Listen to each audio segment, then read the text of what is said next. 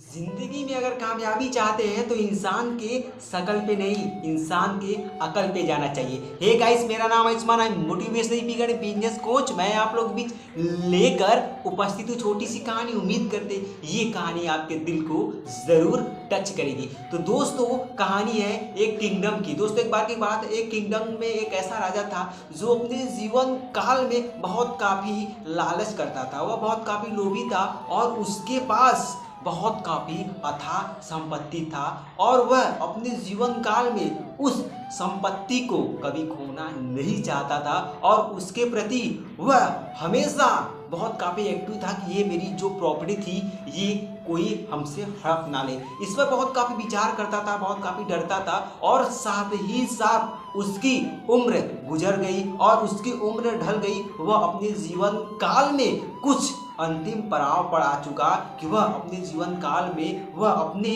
सारे राज्य को, सारे प्रॉपर्टी को, सारे संपत्ति को वह देखभाल नहीं कर पा रहा था। तो उन्होंने सोचा क्यों ना मैं अपने जीवन काल में कुछ ऐसा करूं कि जो मेरी प्रॉपर्टी है उसको मैं एक स्थान से ही मैं उसको देख सकूं। तो दोस्तों, इसी बीच हुआ क्या, उस राजा ने अपनी सारी संपत्ति बेच डाला।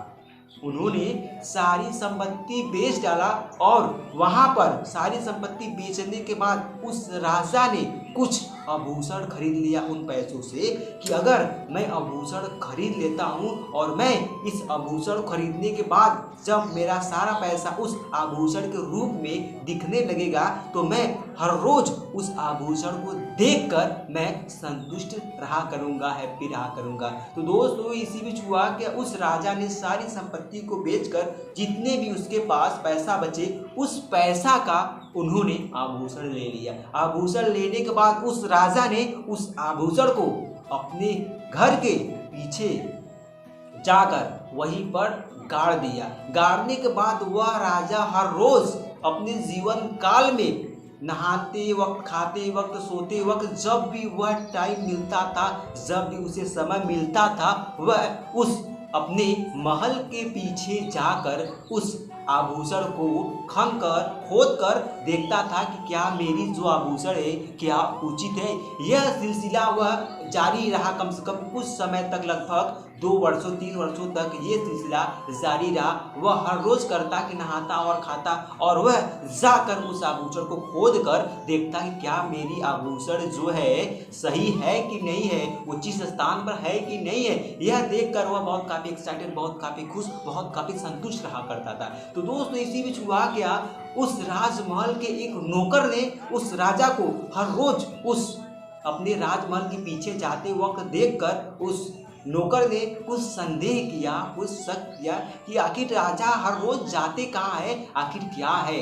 उस नौकर ने चुपके से जाकर देखा तो उस राजा ने वहां पर कुछ आभूषण, कुछ जेवरात छुपाए थे जिसको देखकर राजा बहुत काफ़ी अपने आप को संतुष्ट फील किया करते थे। तो दोस्तों, हुआ क्या, जब वह राजा ने उस आभूषण को देखकर अपने राजमहल में आया, वैसे ही कुछ समय बाद उस नौकर ने वहां पर जाकर उस राजा के सारा का सारा आभूषण लेकर वह वहां से गोल हो गया।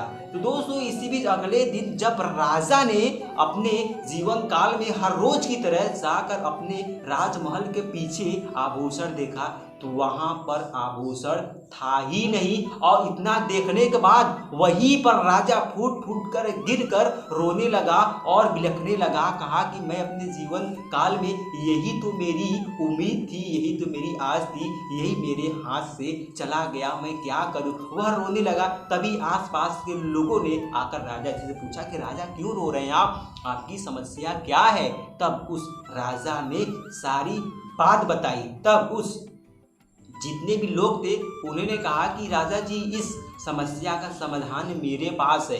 कहा क्या कि जितना तुम्हारा आभूषण था उतना ही साइज का, उतना ही बड़ा एक पत्थर लाओ और उस पत्थर को गाड़ दो और हर रोज तुम उसे देखना, तुम्हें संतुष्टि रहेगी कि हमारा आभूषण यही है। तुम्हें यही करना था, हर रोज केवल देखना ही था। तुम्हारे जीवन काल में उसका कोई उपयोग नहीं था। तुम उस आभूषण को तुम करोगे क्या? तुम्हें देखना ही था। तो तुम एक पत्थर लाकर गाड़ दो, उस पत्थर को सोने के रूप में देखना और तुम्हें दिल को ठंडक मिलेगी और तुम्हें भी तसल्ली मिलेगी। तो दोस्तों, ये कहानी हमें सिखाती कि हमारे जीवन काल में बहुत कुछ रहता है। हमारे इस स्टूडेंट लाइफ में, हमारे इस दैनिक जीवन में ऐसे बहुत कुछ है जिसे हम उसे अपने जीवन काल में इन्वेस्ट नहीं करना चाहते हैं, उस पर एक्शन नहीं लेना चाहते, केवल उसे हम अपने जीवन काल में रख कर उसे देखते हैं और उस पर कभी हम संघर्ष नहीं करना चाहते हैं और उस पर कभी अच्छाई को अमल नहीं करना चाहते हैं। तो दोस्तों, इस कहानी से हमें यह सीख मिलती है कि अपने जीवन काल में जो कुछ भी प्राप्त करना चाहते हो,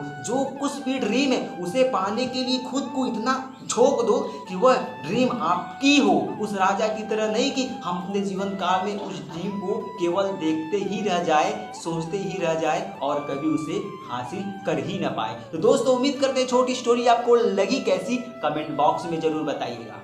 जय हिंद, जय भारत।